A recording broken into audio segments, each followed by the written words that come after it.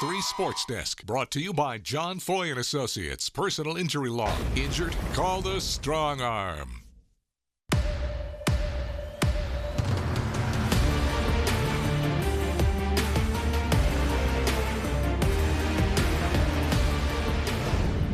Hey everybody, what's up and what's good? Welcome to week 10 of the WRBL News 3 Prep Zone. I'm Jack Patterson alongside my co-host Tyler Redmond. T-Red, can you believe it? We've got 3 weeks to go in the regular season. That's right, Jack, and these games mean more and more every single week, including tonight's Auto Gallery Prep Zone Game of the Week. So, without further ado, to Callaway Stadium we go. LaGrange hosting Troup County in both teams' backyard. Here's Troup County with the ball to start. Garrison Edwards drops back, and he's going to toss a fastball to Davis Monkus, who snags it, and the Tigers are on the board first. It's 7-0. And Edwards wasn't done. He's going to fool everyone here with this. Including you. Yeah, with this fake handoff. It's a good one. Making a beeline for the end zone. No problem adding on here. Troup leads at 14-0. LaGrange trying to get on the board at the start of the second quarter. Dylan Barber uses his legs this time. Reverse, and he dives into the end zone, cutting into the lead, making it a 7-point lead. But Troup County would hold out to win this one 38-24. Might be time to believe in THS now. It was homecoming tonight at Otis Spencer Stadium for the Kendrick Cherokees as they take on the Columbus Blue Devils. And Kendrick wasting no time getting the party started. It's our man Lavasco Williams again, Tyler, shredding the Blue Devils defense. Holla at him, you ain't catching them. 80 yards all the way to paradise. Cherokees up 7-0, 20 seconds into the game. And then Columbus scores on the safety and then grab the lead just like this. Andrew Swift, he's been a problem this year too for defenses. He weaves his way through the Cherokee defense and he's going to the house. 53 yards on the touchdown. Blue Devils lead it 9-7. And then Columbus extends the lead. It's another strong up the middle. This time, Grant Geringer, he's the man that's going to find his way into the end zone for the touchdown. Blue Devils up 16-7. Hey, man, Columbus making a run to the playoffs. They win 40-7. Congrats to the Blue Devils. Now over to Connett Stadium tonight where the Shaw Raiders were taking on the Spencer Green Wave. Spencer working for a playoff spot as well. Here they go. Elijah Fudge drops back, and he's got Jordan Hudson open, wide open, I might add. Green Wave starting off with a 55-yard touchdown pass, leading 7-0. Now here's Shaw's Vernon Gamble, and you better go all in. He rushes this one in for the touchdown, cutting into the Spencer lead. Later on, though, this one a kickoff to Shaw. Robert Bailey would haul it in, and Jack, just watch this guy work. He's going to shake off a defender here, and then he's gone. Nobody's going to get him. That will be a huge touchdown for Shaw to keep them in this game. Ultimately, though, it would be Spencer that takes the win 31-26. Man, that was a thriller. Now let's take you to Diamond Field for homecoming. Pacelli taking on Turner County. Shout out to the homecoming court, Shannon Menifee and Matthew Melvin, your king and queen. Now first quarter, DJ Colvin takes it in from 2 yards out. Bike strike first, it's 7-0. Second quarter, Dustin Sherman dropping back now. He's going to throw a dart over to Jason Davis, and he's going to find his way into the end zone for the touchdown. Vikings up 14-6. Fourth quarter in the game, you're looking for an exclamation point. Cam Carino is your guy, Tyler. Drives through like a freaking Mack truck for the touchdown. That makes it 21-6. That's your final. Vikings get the win tonight by 15. Big time dub for the Vikings. Now to Connett Stadium last night. It's the Northside Patriots hosting Stars Mill. And the Panthers offense added first. Check this one out. It'll be a toss to Jack Murphy on a sweep, and he's going to fight his way all the way to the corner, crossing the plane for the touchdown. Panthers lead it 7-0. And here's the Patriots for Northside. It'll be a handoff to Jay Jackson, who takes it to the sideline. He's got a chance. Will he make it? He gets pushed, but stays on his feet, lands in pay dirt. Northside ties it up. But Stars Mill back at it in the second quarter. It's Murphy again. No problem running this one in to retake the lead. And it would be the Panthers taking the dub 28-21. It's a costly loss for Northside, though, in the region standings. Now let's take you to Otis Spencer Stadium last night. Jordan and Hardaway facing off. And Tyler, the Hardaway Hawks getting things started very quickly. Opening kickoff comes down to Jacoby Henry inside the 10. Watch the man work. Turns on the Jets up the middle. Bye-bye. That's a 92-yard house call, untouched to pay dirt, and the team taking a second to honor their late coach, Vincent Maddox. He passed away earlier this week. A touching moment right here. The Hawks take an 8-zip lead, and they were far from done last night. Later in the first quarter, Hawks in the red zone. Jalen Bowers gets the toss. He finds the end zone for the touchdown. 14-0 Hardaway.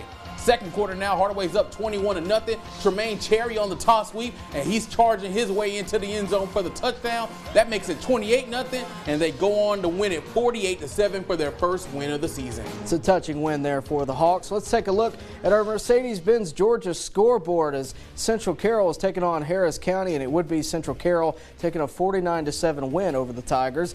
Brookstone taking on the Westfield Hornets on the road. They also fall to Westfield 17-7. All right, that's going to do it for our Georgia schools, but the push to the playoffs continues in Alabama on the other side of the break. We'll catch you in a second. You're watching the PrepZone on WRBL. Welcome back to the Prep Zone, and over in Alabama we have a region championship games galore. 4 of them coming up tonight, including the one you're about to see in Phoenix City. The Central Red Devils looking to add to the trophy case. To Garrett Harrison Stadium we go. Central looking to win the Region 2 7A title tonight, taking on Opelika. First quarter, no score. Bobby Coleman rolls out and then rolls up and then throws it up for Braylon Everett. Watch this one-handed catch for the touchdown. 7-zip Devils. Second quarter, same score. Coleman at it again, this time off the play action, and he's got Jaron Joyner all alone for the 28-yard tutty. It's 14-0 Central. 14-3 now later in the second quarter. Jayshon Woodhouse gets the handoff, and you know that man's finding paradise, Tyler. Easy as you like. That makes it 21-3 Red Devils. Horns up tonight. Central wins 42-6. They win the Region 2 7A title. Big time dub for Central, but what about the Auburn Tigers? Over to Duck Sanford Stadium, the Tigers hosting Carver out of Montgomery. Starting in the third quarter here, Auburn with a sizable lead, looking for more. Kason Myers scrambling. He's got Cash Rife wide open down the sideline, and he's gone for the touchdown. Auburn would add on late there, and then late in the game, the kicker, Joseph Daniels, steps up for a 24-yard field goal, and he gets the strike called. Auburn would take a 41-7 lead there in the final seconds. And that would be your final. Auburn does take it 41-7, clinching the 2 seed for the Region 2 7A. All right, let's take you down to Seal. Russell County hosting Pike Road for the Region 2 6A championship. But Pike Road kicking things off fast. On the first play for scrimmage, Braylon Outlaw on the direct snap finds a gap, hits the middle. That's a 50-yard house call. Patriots take a 6-0 lead 17 seconds into the game. Next Pike Road drive is Outlaw on the direct snap, and the Tennessee commit runs through a defender into the end zone for the touchdown. It's 14-0 Patriots. But the Warriors come battling back. Chris Lucas takes the handoff and brings it right into your living room. That makes it 14-6. Now in the second quarter, it's another direct snap, this time to Mike Jones, and the Ole Miss commit is Gone. Gone. 55 yards on this run. That makes it 21-6 Patriots. Pike Road takes the region title tonight, 49-6. Now over to Lynette, where the Panthers were taking on Horseshoe Bend, where a region title is up for grabs. Lynette already leading, looking for more. It's a handoff to Nadarius Morgan, and no doubt about it, he's straight in there for the touchdown. Panthers add on by 7. Later on, the Generals are punting here. It will be received by Lynette's Jaquez Johnson, and then he catches it in stride, flies past everybody. Nobody's touching him. A 50-yard touchdown return to add on for the Panthers. Then for some final insurance, Wes Carden on the quarterback keeper. He's taking it in. No showboating here. Just hops on in the end zone for the touchdown. How about that? Lynette taking the region title in dominant fashion, 61-6 over Horseshoe Bend. The Panthers might be back, y'all. Now let's take you to Scott Field in Auburn. Glenwood and Lee Scott battling for the Region 4 3A title tonight. First quarter, no score. Glenwood on the 45-yard line. Jalen Stanley drops back, but he's picked off by Grayson Haley, and he plays for Lee Scott. Going the other way, 65 yards into the Glenwood red zone, but Glenwood holds Lee Scott. They do not score. Same score later in the first. Glenwood on their own 18. Stanley rolling out trying to make something happen, but he gets sacked by Brooke Zachary. That's a 9-yard loss. And then Nate Malone trying to get the handoff. He's trying to make something happen, but he gets stonewalled. no score at halftime of this game, Tyler, but they did score in the second half. Glenwood wins this game 20-7. They take home the region title. A good old-fashioned slobber knocker. Over at Jones Tate Stadium in Auburn last night, Lochapoka hosting Ranburn. It's Lochapoka with the ball first. Jaden Harvey takes it up the middle, and it's good for 8 yards and the first touchdown. Indians up by 7. Poca again, Kevin Carter on the quarterback keeper, makes a man miss and then drives his way in. Poca leads by 14.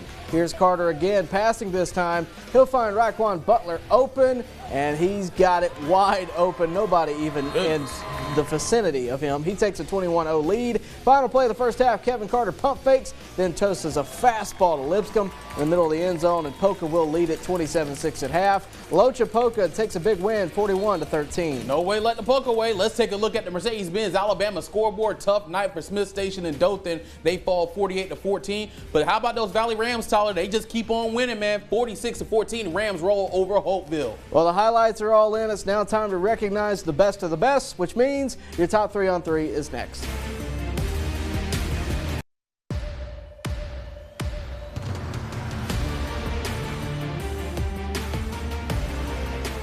Welcome back to the News 3 Prep Zone. All the highlights are in, and Jack, it's time to show off who is the best of the best. Right you are, my friends. The top 3 on 3 brought to you by Southern Union State Community College. Now, let go. Top play number 3. We take you back to Otis Spencer Stadium. Yo, Kendrick did not waste time getting things started tonight, and it's because you got a guy like number 4, Lavasco Williams, making the top 3 on 3 again this year. He takes off to the house, 80 yards, first play of the game. That put the Cherokees up early, but Columbus does go on to win this game tonight.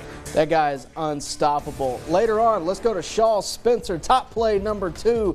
Robert Bailey hauling in a kickoff here, and then he is gone. We don't know the exact yardage here. It don't matter. It doesn't matter. We're not getting scientific. The fact is, it's a lot, and what a play there. Huge play that kept Shaw in the game. Of course, Spencer did go on to win this That one. was a thriller over at Connect Stadium tonight. And in top play number 1, we're going to take you back to last night. Jordan and Hardaway, Jacoby Henry, opening kickoff of the game, untouched, 92 yards all the way to the house. And once again, this moment here, you know, it's been a rough week for your alma mater, Tyler. But, you know, for them to be able to honor Coach Maddox, to be able to get their first win of the season, just a really, really special moment at Otis Spencer Stadium last night. Shout out to the Hawks, and of course, our condolences go out to the school community. Absolutely. A big moment there for the Hardaway family. Well, coming up, we'll put a bow on this week's Prep Zone. You're not going to want to miss it. Stay with us.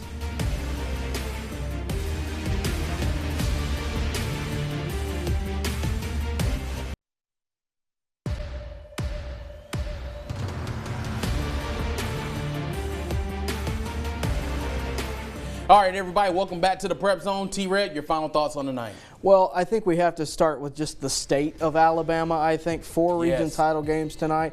First off, Central. No strangers to this type of thing for sure, but what a dominant performance they had tonight. They weren't alone in that, but we got to mention them because we know in a couple of weeks we're going to be talking about them again. Yeah, when the playoffs start. Absolutely. They were dominant. You see that one-handed catch there. Just a terrific appearance there against Opelika. You got to talk about it, not to mention the rivalry aspect of it, but Central had a really good game tonight, and they look primed for the playoffs. Absolutely. Stay in Alabama. We'll talk about the Lynette Panthers as well.